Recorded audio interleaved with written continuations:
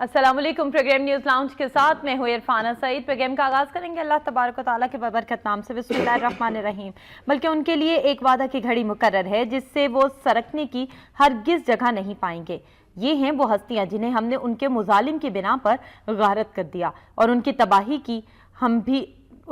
की भी हमने एक मयाद मुकर्रर कर रखी है। ये सूरह कहफ की आयत नंबर 58 ता 59 थी, जिसका तर्जुमा मैंने आपके सामने पेश किया। और बहुत सी अहम खबरें मेरे सामने हैं। वज़ीर आज़म मियां नवाज शरीफ ने कुछ बहुत ही एग्रेसिव और अहम बयानात दिए, उन पर भी हम बात करेंगे और उन्हें शामिल करेंगे नवाए वक्त टुडे में।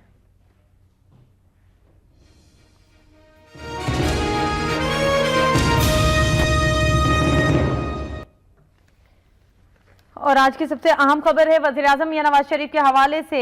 सक्खर में खुर्शीद शाह की याद आ रही है। वो यहाँ होते तो खुशी होती। मेरे दोस्त, आपके इलाके में पुल बना रहे हैं मगर आप इस्तीफे का मुतालबा कर रहे हैं। अवाम के कंधे से कंधा मिलाकर चलूंगा। दहशत गर्दों धरने वालों का एजेंडा एक, दोनों में कोई फर्क नहीं है। ये कहना है वज़ीर आज़म मियां नवाज शरीफ का। आजकल खासे वो एग्रेसिव दिखाई दे रहे हैं और उनकी बॉडी लैंग्वेज पर आजकल बहुत तबसरे हो रहे हैं कि वज़ीर आज़म मियां नवाज शरीफ, जो कि एक इंतहाई कूल काम इंसान तस्वुर किए जाते हैं और एक बहुत ही माइल्ड किस्म के वज़ीर आज़म तस्वुर किए जाते हैं, वो इतनी एग्रेसिव बॉडी लैंग्वेज इख्तियार किए हुए, उसकी क्या वजूहत हो सकती हैं, इस पर हम बात करेंगे। एक और अहम खबर है जमाइमा के हवाले से। जमाइमा के भाई की हार हुई है, जबकि जमाइमा ने मुबारकबाद पेश की है। बस ड्राइवर के बेटे पाकिस्तानी निजात सादिक खान रिकॉर्ड वोटों के साथ लंदन के पहले मुसलमान मेयर बन गए हैं।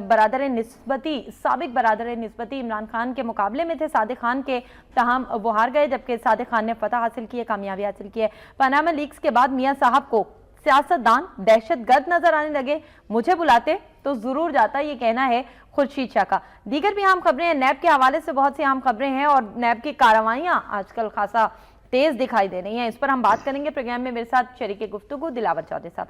दिलावर चौधरी साहब, आपको खुशामदीद कहेंगे प्रोग्राम में। और गुफ्तगू का आगाज वज़ीर आज़म मियां नवाज शरीफ के कल के दौरे के हवाले से ही करना चाहूंगी। सक्खर का उन्होंने दौरा किया।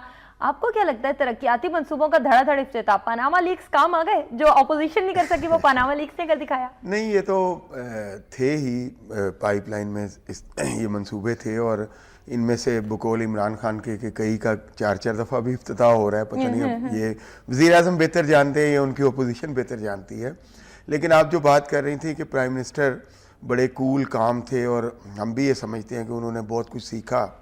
जो उनके साथ हालात पेश आए, उनको एग्ज़ाइल पे जाना पड़ा, सऊदी अरब चले गए, फिर माहदे हुए, कहा गया नहीं हुए, ये बहरहाल जो भी। और उसके बाद जब वो आए और धरने वाले बहुत एग्रेसिव थे और वज़ीर आज़म ने उसको बड़े दानिशमंदी से, बड़े काम, बड़ा कूल होके उस मामले को निबेड़ा। नतीजा ये कि धरना ख़त्म हुआ और फिर रूटीन की तरफ आए। हमारे यहाँ पॉलिटिकल हालात इसी तरह होते हैं, कभी सख्त कभी नरम, और ज़्यादातर सख्तियाँ चलती रहती हैं, तेज़ जो है आंधियाँ आती रहती हैं। तो मेरा ख्याल था कि प्राइम मिनिस्टर से हम जो तवक्को करते थे वो ये था कि अपनी वो उस मैच्योरिटी का, उस जो बुर्दबारी उन्होंने सीखी थी, उसका वो दामन नहीं छोड़ेंगे।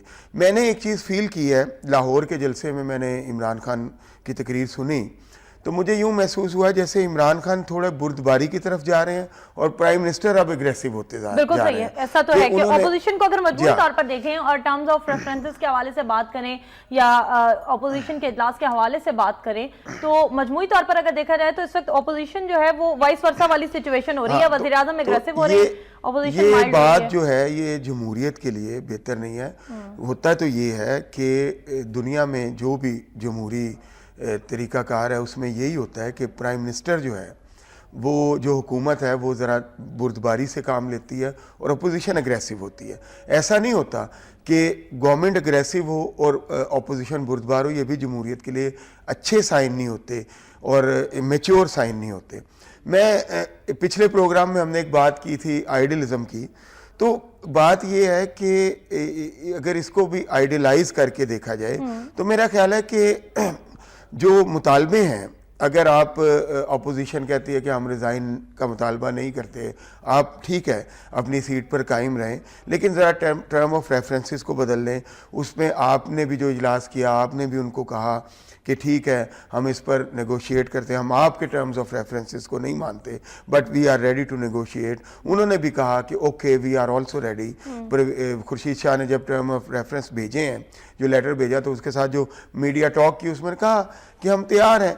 तो जब बात इस लेवल पे आ रही है तो मेरा ख्याल है कि उसको ना प्राइम मिनिस्टर साहब जो है ये मंसूबों की इफ्तिताह के नाम पे लेके जाएं सड़कों पे, और ना ही अपोजिशन इतना, मेरा ख्याल है कि हुआ तो ये है कि जो अपोजिशन का एग्रेसिव मोड में हमें नज़र आती थी, इमरान खान साहब ने तो किसी ना किसी तरीके से 8 मई वाला जो जलसा था वो मनसूख किया है या पोस्टपोन किया है वट, और उम्रे पे चले गए, और प्राइम मिनिस्टर जो है धड़ाधड़ जलसे और राब्ता अवाम मुहिम और इस तरह की चीज़ें जो हैं वो करते चले जा रहे हैं। मेरा ख्याल है कि अब इन चीज़ों को जो है वो पार्लियामेंट, जैसे कि हम कहते रहे हैं, ताकि पार्लियामेंट की भी सुप्रीमेसी कायम हो, वाकई उसकी सैंक्टिटी बहाल हो, हम इन चीज़ों को पार्लियामेंट की तरफ और नेगोशिएशंस अच्छे तरीके से सेटल करें।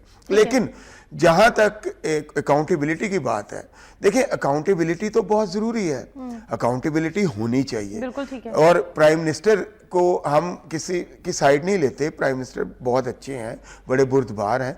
मेरा ख्याल है कि उनको अपोजिशन की इस बात को मान लेने में कि he is first among the equal. देखें प्राइम मिनिस्टर कौन होता है जमहूरी दौर, जो माहौल होता है जमहूरी हुकूमतों में, वो इक्वल होता है, सब इंसानों की तरह होता है, लेकिन वो फर्स्ट अमंग द इक्वल होता है। जैसे कि बरतानिया में प्राइम मिनिस्टर को कहा जाता है कि prime minister, who is the prime minister, what is the definition of the prime minister, he is first among the equal. तो प्राइम मिनिस्टर इक्वल्स में से पहले नंबर पे होता है। तो अकाउंटेबिलिटी भी अगर उसको अपने से शुरू करवा ले तो इसमें कोई हर्ज नहीं है, इस पे माइंड नहीं करना चाहिए। दूसरी बात जो है वो प्राइम मिनिस्टर का इक्वल मुल्क होता है, वो कोई इलाका या उसमें बटा हुआ नहीं होता है। अपनी आइडियलिज्म की थ्योरी को मजीद सपोर्ट करते हुए, जो कि हम पिछले प्रोग्राम में भी सैर हासिल बात की, देखें एक रवायत चली आ रही है, नौशेर वहाँ पुराने ईरान का, ईरान का बहुत बड़ा बादशाह था, और कहते हैं कि उसके दौर में ईरान ने बहुत प्रॉस्पेरिटी हासिल की, बहुत ही अमन व अमान भी हुआ, तजारत हर एतबार से, वेल्थ के एतबार से और लोगों को सुकून के एतबार से। तो उसके हवाले से एक रवायत चली आती है कि एक दफ़ा वो शिकार पे गया तो उसने नमक नहीं था, कि शिकार किया तो नमक नहीं था, तो उसने कहा अपने 2 सिपाहियों को भेजा कि करीबी बस्ती से नमक ले आओ, लेकिन उन्होंने कहा कि खरीद के लाना, कीमतन लाना। तो उसके एक वजीर ने कहा कि आपको तो थोड़ा सा नमक चाहिए, तो बादशाह के नाम पे आप इतने अच्छे हैं, लोग आपसे मोहब्बत करते हैं, कोई भी आपको नमक दे देगा, नमक कोई इतनी महंगी चीज़ नहीं है, इतनी महंगी आइटम नहीं है, तो आपके नाम पे तो कोई भी नमक देने के लिए तैयार होगा। उन्होंने कहा ये बात मैं जानता हूँ, लेकिन अगर मैं अपने सिपाहियों को, अपनी एडमिनिस्ट्रेशन को, अपने लोगों को ये कहूँगा कि थोड़ा सा नमक चाहिए, ये आप वैसे ले आएँ, लोगों से मांग के ले आएँ, तो ये तो बोरियों की बोरियां भर के अपने घर ले जाएंगे मेरे नाम पे। तो मैं ऐसी आदत नहीं डालना चाहता, मैं ऐसी बात तो जो भी देखें, जो भी काम शुरू होता है वो आइडियलिज्म से ही शुरू होता है। माओ का आइडियलिज्म हमने बताया पिछले प्रोग्राम में, आज हम आपको नौशेरवान का, और इसी तरह जो भी चीजें हैं, जो भी आप जो क्रूड रियलिटीज हैं और जो हम सुप्रीमेसी ऑफ लॉ है, वो ख्वाबों से शुरू होती है, आइडियलिज्म से शुरू होती है, आइडियल सोच से, अच्छी सोच से। और जो लोग जिन्होंने बिल्कुल 2 जमा 2 4 किया है, उन्होंने इस दुनिया की बेहतरी के लिए कुछ ज्यादा काम नहीं किया, वो 2 जमा 2 4 करके चले गए। हमेशा इस दुनिया को आइडियलिज्म की हमें सियासतदानों को पढ़ानी पड़ेंगी, क्योंकि हमारे सियासतदान तो आइडियलिज्म में सिर्फ तब आते हैं जब उन्होंने वोट लेने हैं। साइंटिफिकली, पॉलिटिकली, फिलोसॉफिकली, हर एस्पेक्ट से, लिटरेरी, जिन लोगों ने 2 जमा 2 5 करने की कोशिश की या 3 करी, या कहा कि हम इस आउट ऑफ द बॉक्स चीजें चाहिए, हम ये रवायती चीजों पे नहीं, जो बॉक्स में सॉल्यूशंस हैं वो हमें they are not enough, they are not going to enough to मतलब वो हमारी नीड्स को मुकम्मल करने के लिए जरूरी नहीं है। तो मेरा ख्याल है कि तरक्की उन लोगों की तरफ से आई। आप तारीख में बड़े बड़े नामों को पढ़ ले, बड़े बड़े नामों को पढ़ ले। कायदे आजम अपनी तारीख से अगर आप शुरू करना चाहते हैं तो कायदे आजम से शुरू करें। ये अल्लामा इकबाल की ही बात कर लें कि गो वो पाकिस्तान के वक्त खुद मौजूद नहीं थे, लेकिन ख्वाब उन्होंने कायदे आजम गए जब लक्ष्य उन्होंने ख्वाब में ही देखा इलाज पाकिस्तान को के बनाने का, लिए बिल्कुल जब सही। वो गए बलूचिस्तान वो जियारत, तो वहां पे जो उनका जो हिसाब किताब था, जो बिल था, उसमें सिगरेट भी लिखे हुए थे सरकारी उसमें, तो उन्होंने फौरन उसको काटा। उन्होंने कहा नहीं, ये मेरी पर्सनल हैबिट है, आप इस जो प्रेसिडेंसी है इसका जो खर्च है वो भी बड़ा कम होना चाहिए, लेकिन ये मेरी पर्सनल हैबिट है, इसको आप इसमें क्यों शामिल करते हैं। मेरा ख्याल है आज आपके गवर्नर हाउस में, प्रेसिडेंसी में हर तरह के सिगरेट आपको मिलते हैं जो मेहमानों को एंटरटेनमेंट के लिए रखे जाते हैं, और उनका एक मिसाल है, एक आइडियलिज्म है ना। इसी तरह कैबिनेट की मीटिंग हो रही थी, उन्होंने कहा कि उनके सेक्रेटरी ने कहा जी कॉफ़ी रखी जाए, चाय रखी जाए। उन्होंने कहा what coffee and tea, we are not going to make kitty party, कोई पार्टी नहीं कर रहे हम, इट्स सीरियस नेशनल इश्यूज पे बात करनी है, ओनली वाटर, वाटर एक नेसेसिटी है, पानी रखे। ये भी एक तरह का आइडियलिज्म था। उनके भाई उन्हें मिलने आए, कार्ड, विजिटिंग कार्ड देखा, उस पर लिखा था Ahmed Ali, brother of governor general Pakistan. उन्होंने कहा, बुलाया, उन्होंने कहा ये सारे कार्ड तल्फ कर दो, अपनी आइडेंटिटी खुद पैदा करो। ये क्या हुआ ब्रदर ऑफ गवर्नर जनरल, ये कोई आइडेंटिटी नहीं है, अपनी आइडेंटिटी पैदा करो। ये फॉर आइंदा में I am not going to allow you to use these visiting cards, इनको बिल्कुल खत्म करो, तल्फ करो, और अपनी आइडेंटिटी पर मुश्तमिल एक कार्ड जो है वो। तो ये आइडियलिज्म ने जो लोग, उन्होंने ख्वाब देखा, हम हमेशा कहते हैं, मैं अभी यही बात करने लगी थी कि इकबाल ने ख्वाब देखा, और ख्वाब सोई आंखों से देखने का ख्वाब जो है, तो उसमें क्या फर्क है, जागती आंखों से जो ख्वाब देखा जाता है उसमें क्या फर्क है। हम आइडियलिज्म की चूंकि बात करें तो डिफरेंशिएट जरूर करना चाहेंगे। ये है कि आप ये देखें कि आपकी ख्वाब की सिमत क्या कहती है, ठीक है, चाहे आंखें खुली हैं या बंद है, उस पर भी आते हैं, और उसके बाद आप उसके लिए कितनी जुस्तजू करते हैं, कितनी पीछे लग जाते हैं, किस तरह उसके बिल्कुल उसको हासिल करने के लिए अपने ख्वाब को किस तरह उसके पीछे भागते हैं। उसके लिए भी आपको अपने लीडरशिप से, अपनी जो हम सब, हमारे पूरी कायनात के लिए रहमतुल आलमीन जो है, हमारे सबसे बड़े लीडर हजूर सल्लल्लाहु अलैहि वसल्लम, तो जब उनके चचा ने उन्हें कहा कि बेटा बहुत बढ़ रहा है एहतजाज और रिएक्शन, तो उन्होंने कहा कि ये लोग मेरे एक हाथ पे चांद और दूसरे हाथ पे सूरज भी रख दें तो मैं हक बात कहने से बाज नहीं आऊंगा। ये भी एक ख्वाब जो उन्होंने देखा, जो एक मतलब, और फिर उसके पीछे उन्होंने अपना तन मन धन, हालांकि वो अल्लाह के पैगंबर थे, वो चाहते तो लोगों पर, नाफरमानों को पहाड़ों पे पहाड़ दे मारते, लेकिन उन्होंने हकायक का रास्ता अपनाया, आइडियल मतलब ख्वाब देखा, और उस पर अपने आइडियल्स को जो है वो बिल्कुल एक आइडियल रास्ते में आने वाली मुश्किलात को बर्दाश्त किया, और पूरी एक कुरान पाक कि बिल्कुल जो अहकामात है उस पर मुश्तमिल एक जिंदगी गुजारी। बिल्कुल ठीक है, इसी तरह तो क्या ही कहना हमारे वज़ीर आज़म का, उनसे तो इसी तरह माओ ज़ेडुंग, इसी तरह नेल्सन मंडेला है, हमारे हीरो हैं वो। उन्होंने अपनी जिंदगी के बेहतरीन साल जो है वो कैदोबंद में गुजार दिए, 26 साल वो कैद में रहे, सोबतें बर्दाश्त की, तकलीफें बर्दाश्त की, बाहर भी हर तरह की, लेकिन अब वो अपने रास्ते से नहीं हटे, क्योंकि वो कहते थे आई हैव अ ड्रीम, मैंने ख्वाब देखा है। इसी तरह मार्टिन लूथर किंग कहते थे आई हैव अ ड्रीम, ठीक है ना। इसी तरह माओ ज़ेडुंग बहुत बड़ी फैमिली से बिलोंग कर, चू एन-लाई इतने बड़े फैमिली से बिलोंग करते थे, लेकिन वो 3 साल तक उसी तरह उसी यूनिफॉर्म में जो है वो माओ के जो लॉन्ग मार्च था उसमें चलते रहे। उन्होंने बिल्कुल ये नहीं कहा कि मेरे लिए एसी कंटेनर होना चाहिए और बाकी लोग जो है वो गर्मी सर्दी में जो है वो खाक छानते फिरे और लंबे बूट उसी तरह पहन के लोगों के साथ कदम से कदम मिला के, क्योंकि he had also a dream of China, prosperous China, ठीक है ना।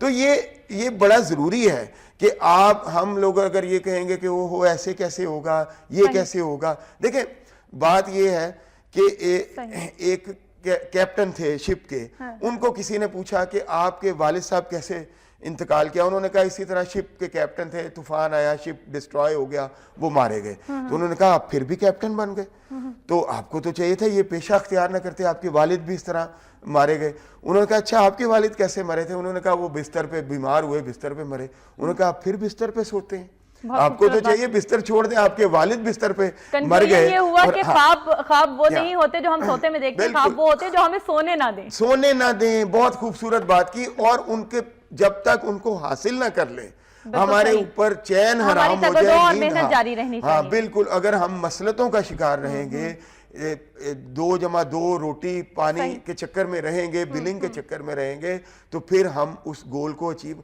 मैं अपनी बात नहीं करता, जिन लोगों की देखें इतनी तफसील से आज हमने इसको डिस्कस सही। किया, तो प्राइम मिनिस्टर को चाहिए कि वो नौशेरवां बने। वो ठीक बहुत है। अच्छे हैं, बड़े बुर्दबार हैं, उन्होंने वाकई मैं समझता हूं कि बड़ी एब्यूसिव लैंग्वेज भी यूज हुई धरनों में, बिल्कुल। थोड़ा सारा सा कुछ थोड़ा सा उन्होंने यहाँ उसका पे मैं मुकाबला किया। उनका एक स्टेटमेंट जरूर ऐड करना चाहूंगी, शायद मुझे ये कुछ पिंचिंग लग रहा है, आप इसकी वजाहत जरूर कीजिएगा।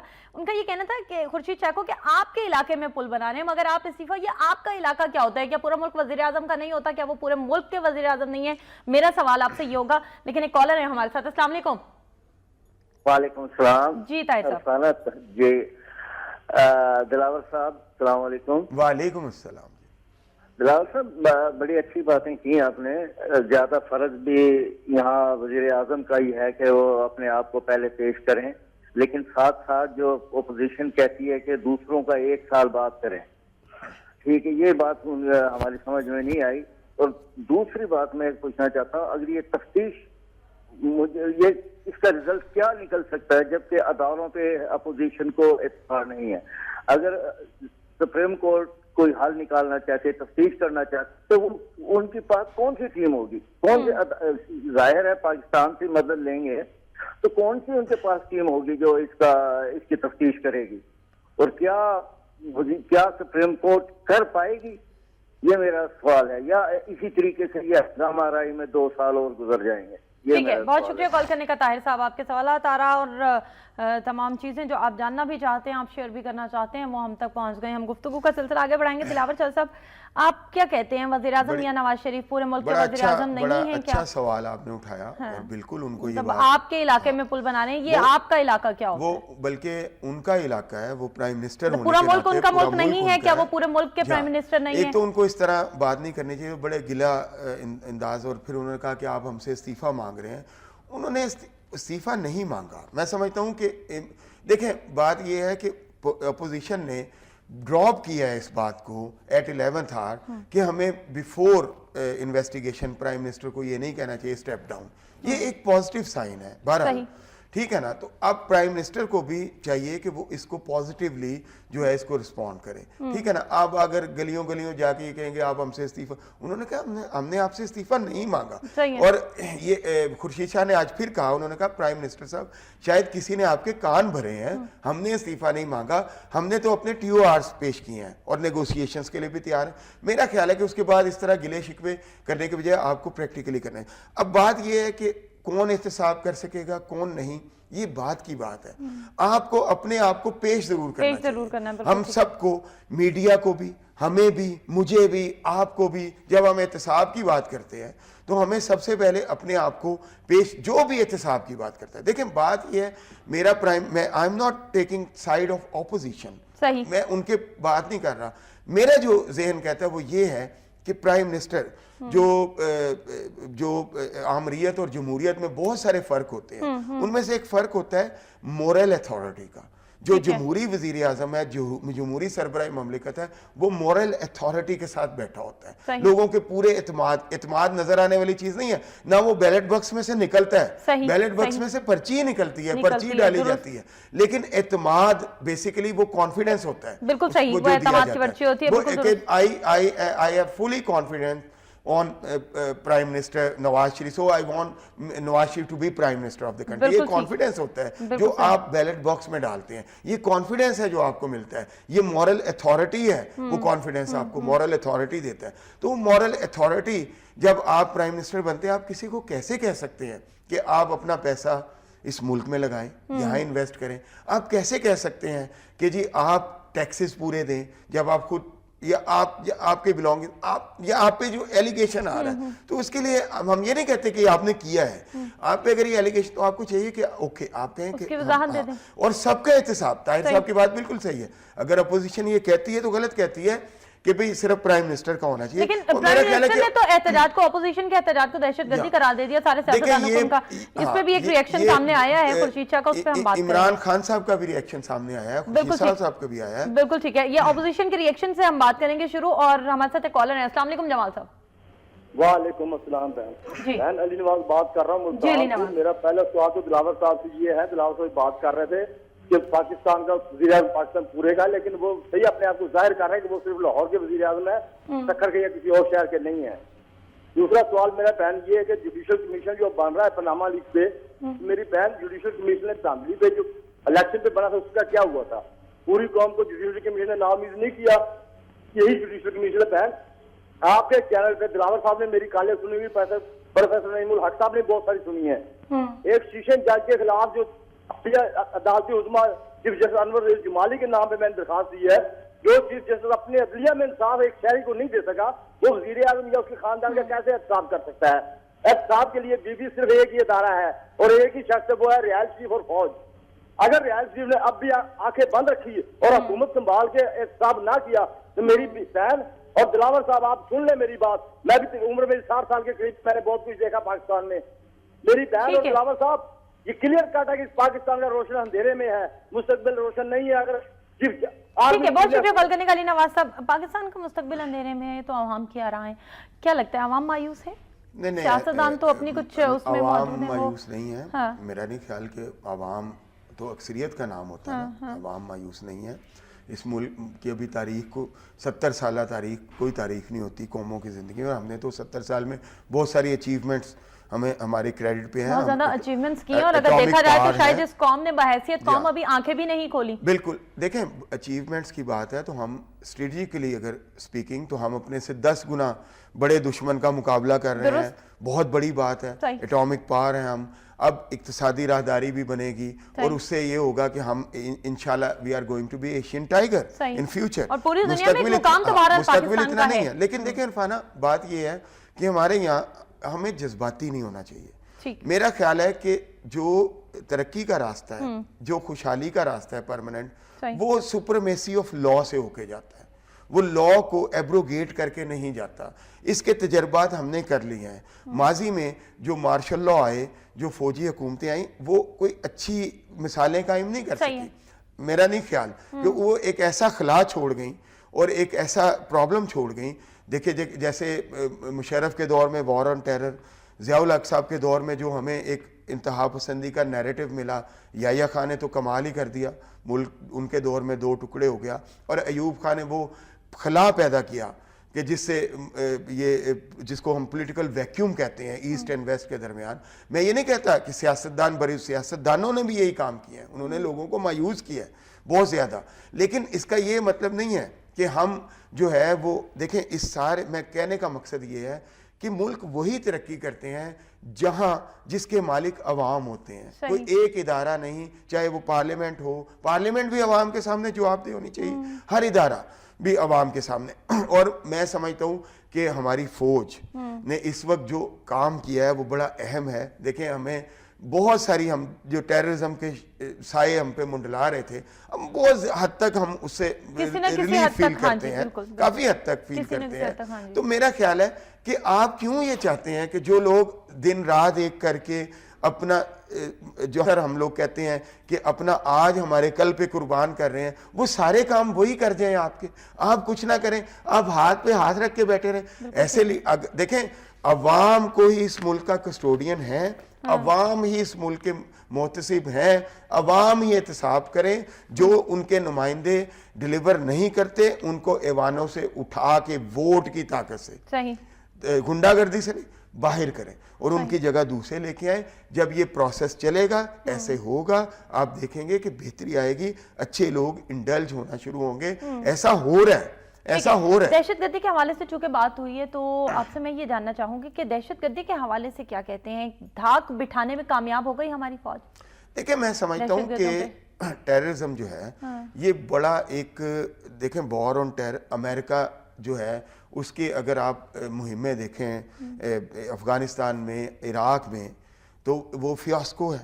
वो किसको जवाब दे कि ये आईसिस कहाँ से आ गई, दाइश कहाँ से आ गई है? अगर आप कहते हैं 2003 में हमने इराक को क्लियर कर दिया, ये कहाँ से आई अगर आपने नहीं पैदा की तो? अगर आपके मकासद कुछ और नहीं है तो? अफगानिस्तान में फियास्को है, आप कह रहे हैं जी तालिबान से हमारे मुज़ाकरात करवा दें, इनके करवा दें, जान छुड़ा दें, यही है ना। उसके मुकाबले पे आपकी फ़ौज ने जो है वो जो इस तरह आप टेररिज्म की रेशो देखें कहाँ से कहाँ पे पहुंच गई है। और फिर बहुत सारे जो टेररिस्ट थे उनके जो सेंचुरीज थी, उनके जो नेटवर्क थे वो तोड़े गए हैं, इंफ्रास्ट्रक्चर जो हैं वो तोड़े गए हैं और इलाके वागुजार हुए हैं। शवाल का मुश्किल तरीन इलाका, बड़ी मुश्किल तरीन घाटी जो अफ़गानिस्तान की तरफ निकलती है, अब रिसेंटली उस पर भी एक कामयाब ऑपरेशन हो गया, उसको भी इवैक्यूएट करा लिया गया। तो ये अच्छी कामयाबी है। देखें कोई फौज अकेली जो है, जो हम सारे काम उस पर डाल देते हैं ना कि वो वही एहतसाब कर दें, वही मुहतसिब बन जाएं, वही सारा कुछ कर दें जबकि आर्मी चीफ खुद ही ये कह चुके हैं और मेरा भी ये ख्याल है कि कोई फौज अकेली जंग भी नहीं जीत सकती जब तक कि अवाम भी उसके शाना बशाना, तो हमें तो फौज के शाना बशाना खड़े होके उसको हेल्प आउट करना है अपने फ्यूचर को। देखे ना कि जो बंदा अच्छे कपड़े सी सकता है, जरूरी नहीं है कि वो बंदा अच्छे बाल बना सके, वो बंदा अच्छे जूते बना सके, या वो बंदा कोई और अच्छा काम कर सके, अच्छे घर बना सके। तो हम जो है हर एक को उसके जो है उसमें रहना है, सॉरी, हर एक को उसके कॉन्स्टिट्यूशन लिमिट्स में रहना है और लिमिट में रह के, ठीक है ना। आप अपने पॉलिटिशियंस पे प्रेशर बढ़ाएं, आप उनको ये बताएं, ये बावर कराएं कि आप उनके मुहतसिब हैं, उनका नाम भी लेने वाला कोई नहीं रहेगा अगर वो सही रास्ते पे नहीं चलेंगे। आप उनको डी ट्रैक ना होने दें, जो डी ट्रैक हो उनको अपने लीडर ना रहने दें। एक ही काम है ना, तो इस प्रोसेस को चलने दें और एक वक्त आएगा। आवाम के पास धरने के अलावा कोई ऑप्शन है उन हुक्मरानों को हटाने के लिए जो उनके ऊपर आ चुके हैं, लेकिन उन्हें लगता है कि उनकी एक्सपेक्टेशंस के मुताबिक काम नहीं हो रहा, आउटपुट वो नहीं है जो आवाम ने एक्सपेक्ट किया था? क्या आवाम के पास रास्ता है, जमहूरी तरीका? बात ये है कि पहली बात तो ये है कि इन हाउस चेंज का हर वक्त एक रहता है, ठीक है ना, कॉन्स्टिट्यूशनल राइट हर एक के पास। अवाम के पास धरने के जरिए हुकूमतें नहीं हटाई जाती, हटाई जाती हैं बैलेट के जरिए, वोट के जरिए। तो वो अवाम के पास उनका हक है कि वो करें। और वो आप देखें कि जमहूरी जब वैसे ये चीज तो खैर अगर देखा जाए तो अवाम ने किसी हद तक साबित भी की है, मैं वही तो कह रहा हूं, बदलने के बाद ये साबित किया है कि अगर उसे एक हुकूमत समझ में नहीं आती, गो कि हमारे पास ऑप्शंस ही कम है, इसलिए आवाम जो है वो एक हुकूमत के बाद दूसरी हुकूमत लाना पसंद करती है। ऑप्शंस बढ़ती हैं जब एक प्रोसेस को चलाएंगे तो ऑप्शंस बढ़, आप एक सिमत में जाएंगे तो आपको अब तक तो ऑप्शंस ही नहीं था। पाकिस्तान तहरीक-ए-इंसाफ तीसरी पार्टी की बात है, जरा मजबूत फैज का जुमला है ना, मिसरा है कि ये राहें जब अट जाएंगी 100 रास्ते इनसे फूटेंगे। बिल्कुल कि अगर एक राहें अट जाती हैं तो आगे आप उन राहों पे चलते रहते हैं, प्रॉब्लमेटिक भी होते हैं वो राहें, सारा कुछ होती हैं, लेकिन जब राहों पे चलते रहते हैं तो 100 रास्ते निकल आते हैं। आप अपनी जाती जिंदगी में तजर्बा करें। देखिए ये कोई आइडियलिज्म की बात नहीं है, हम आइडियलिज्म से प्रैक्टिकल भी अगर देखें, रियलिस्टिक भी देखें, तो आप ये देखें कि हम जिस रास्ते की तरफ चलते हैं पहले हमें लगता है कि शायद ये बड़ा मुश्किल है, लेकिन जब उसमें आते हैं तो हम बड़े आसानी से, हमें और भी कि इसमें तो ये भी है, ये चाम भी है, ये रास्ता भी है। हम हर आदमी अपने अपने फील्ड को जरा सामने रख के सोचे ना, आपको बड़ी डाइवर्सिटीज मिलती हैं, बड़े रास्ते मिलते हैं, 100 रास्ते फूटते हुए नजर आते हैं। तो इसी तरह ये प्रोसेस जब चलेगा, इस प्रोसेस में से बहुत सारे जो मफाद परस्त लीडर हैं, जो किसी के बनाए हुए लीडर हैं, जो किसी मौके की वजह से बन गए, जो अपॉर्चुनिस्ट हैं, वो वॉश आउट होते रहेंगे और रियल लीडरशिप जो है वो इंडक्ट होती चली जाएगी। इसको मौका दें, और कोई रास्ता नहीं है, क्योंकि हमने जो है वो गैर जमहूरी हुकूमतों के तजर्बात भी जो है वो करके देख लिए हैं और वो इतने अच्छे तजर्बात नहीं रहे, और उनकी बाय प्रोडक्ट कई पॉलिटिशियन पैदा हुए जो आज हमारे पॉलिटिशियन बने हुए हैं। बिल्कुल सही है। आपने इदारों की बात की कि अगर हर इदारा अपना काम सही तरीके से अंजाम दे तो कोई वजह ही नहीं है कि किसी दूसरे तीसरे इदारे को उसमें जाके मुदाखलत करनी पड़े। नैब के हवाले से कुछ बात की लेते हैं।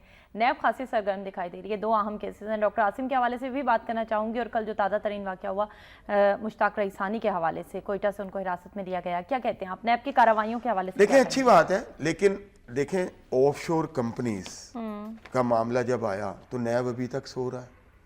क्यों? अच्छा, उसको चाहिए था कि इसको खुद टेक, अगर वो वाकई सोवरन इदारा होता, वाकई इंडिपेंडेंट इदारा होता, तो आज नैब में ये बड़े वास्ट लेवल पे जो है इसकी इन्वेस्टिगेशन शुरू हो चुकी होती। और वाकई अगर उसको प्राइम मिनिस्टर को भी बुलाना पड़ता या इन्वेस्टिगेट करना पड़ता तो वो कर चुके होते। और आज ये जो बात की उन्होंने ताहिर साहब ने बड़ी अच्छी, या दूसरे साहब ने, कि भाई हम क्यों दूसरे कि भाई जुडिशल कमीशन क्यों बने, वो क्यों एहतसाब करें। मैं तो शुरू से ये कहता हूँ कि पार्लिमानी कमीशन बने, जो अवाम के नुमाइंदे हैं। क्या 442 में से एक लोग बंदा भी नहीं है। लेकिन अगर ये इदारे इतने स्ट्रांग होते कि ये खुद ब खुद एक प्रोसेस शुरू हो जाता, कोई चीज़ आती, तो हमें किसी तरह ना अपोजिशन को ज़रूरत पड़ती कि वो कोई डिमांड करे, ना गवर्नमेंट को जो है वो जा के इफ्तिताह करने पड़ते, बल्कि एक प्रोसेस शुरू हो जाता और सबको उस पर एतमाद होता कि नैब छोड़ने वाला नहीं है। हमारे पास माजी की मिसालें मौजूद है, नैब नहीं छोड़ेगा, हमें और कोई मुतालबा करेंगे वो फजूल होगा, वो फ्यूटाइल होगा, वो वाइल्ड गूस चेज होगा, बेकार होगा, टाइम का बर्बादी होगी। सारे प्रोसेस चलते रहे, सारे प्रोसेस चलते रहे, लेकिन नैब अपना काम करे। कल की आपने जो बात की वो उस पर थोड़ा सा बात कर ले कि प्राइम मिनिस्टर ने कहा कि दहशतगर्दों में और एक एजेंडा है। देखें, बुरी बात है, मैं समझता हूँ ये मुनासिब, प्राइम मिनिस्टर के मुंह से ये बात अच्छी नहीं लगती। उसके जवाब में जो इमरान खान ने बात की कि ये तो हुस्न है जमहूरियत का एहतजाज, तो वो एक माकूल बात। मैं आई एम नॉट टेकिंग साइड, मैं समझता हूँ प्राइम मिनिस्टर ज्यादा हमने कहा कि प्राइम मिनिस्टर थोड़ा एग्रेसिव हो रहे हैं और अपोजिशन थोड़ा माइल्ड टोन के ऊपर आ रही है। पॉलिटिकली ज्यादा मैच्योर होने का सबूत दिया है बहुत सारे मराहिल पे प्राइम मिनिस्टर ने। इमरान खान साहब अभी, उनकी पार्टी भी की उम्र भी छोटी है, प्राइम मिनिस्टर की पार्टी से उनका सियासी तजर्बा भी कम है, और उनका दौरे इक़्तिदार अभी आया नहीं। प्राइम मिनिस्टर बहुत सारे इक़्तिदार के अदवार देख चुके हैं, सर्द गर्म देख चुके हैं, एग्जाइल देख चुके हैं, 10 साल तक बाहर रहना पड़ा या 8 साल तक। तो ये बहुत सारे, मैं समझता हूँ उनसे ज़्यादा मैच्योर हो गए, हादसात ने, वाक़यात ने बनाया है। लेकिन इस तरह वो जज्बाती ना हो, अपनी उस मैच्योरिटी को जो हम उनसे एक्सपेक्ट कर रहे हैं, जो उन्होंने पिछले साल या उससे पिछले धरनों के दौरान दिखाई और बड़े मैच्योर अंदाज में मामलात को टैकल किया और लोगों ने उनकी तारीफ की, मेरा ख्याल है उनको इस मोड पे वापस आना चाहिए। एक मैच्योर अंदाज में चीज़ों को जो है वो देखना चाहिए। कभी भी धरने, एहतजाज और टेररिस्ट जो है वो एक नहीं होते, ये अलग अलग हैं और उनके एजेंडे एक नहीं है। ठीक हो गया। डॉक्टर आसिम के हवाले से अगर कुछ बात करें, उनका खुसूसी तौर पर ये कहना था कि नैब मुझ पर अब बकरी चोरी के मुकदमात भी बनाएगा। नैब की बकरी चोरी हो गई, वो भी मैंने ही चुरा ली, और मेरे पे अब मजीद नए केसेस बनाए जाएंगे। तो क्या आप इस बात से इत्तेफाक करते हैं जो डॉक्टर आसिम ने कहा कि सिर्फ मेरा ही एहतसाब क्यों हो रहा है, और भी बहुत ना, इस बात पे तो इत्तेफाक करने की कोई वजह ही नजर नहीं आती। बात ये, अगर वो ये कहते हैं कि मेरा ही एहतसाब क्यों हो रहा है, बाकी लोगों का तो बिल्कुल होना चाहिए। इसमें वो कोई भी ये कहेगा मैं उसके साथ हूँ, मेरा भी होना चाहिए, आपका भी होना चाहिए। हम मीडिया पे आके ऑन एयर इतने हजारों लाखों लोगों के सामने बात करते हैं, तो हमारा भी पहले कि हम उस बात करने के अहल भी हैं। क्या हम अपनी जिंदगियों में ये काम करते हैं जो हम आके ऑन एयर फरमा देते हैं? तो हमें सबसे पहले बिल्कुल अपना एहतसाब अपने आप से शुरू करना चाहिए। अगर कोई भी ये कहेगा, कोई बहुत बड़ा मुजरिम भी ये कहेगा कि सबका एहतसाब होना चाहिए, तो I will take his side, मैं उसके साथ खड़ा हूं, मेरे जो ख्यालात हैं। लेकिन अगर बकरी चोरी की बात है, तो ये 4.25 खरब रुपए की बकरी कौन सी होती है? उन पे तो 426 अरब रुपए के जो है, 4.4 खरब। तो ये बकरी, इतनी महंगी बकरी तो कोई बकरी नहीं होती। तो मेरा मतलब है कि उनको इसका तो हिसाब देना पड़ेगा ना, कि इसका तो अगर उनपे इतनी फर्द जुर्म लगी है 462 अरब रुपए की, तो ये छोटी रकम नहीं है। बकरी नहीं है, ये आवाम का गोश्त है जिसका जवाब उन्हें देना पड़ेगा। इस कौम के तो 4 रुपए भी ठीक है, मेरे आप पर, मुझ पर, सब पर अमानत है अगर इस कौम के हों, कि जब तक हम उनको सही तरीके से अदा ना कर लें, तो ये तो 450 अरब रुपए की बकरी है भाई। इसका ये ऐसे नहीं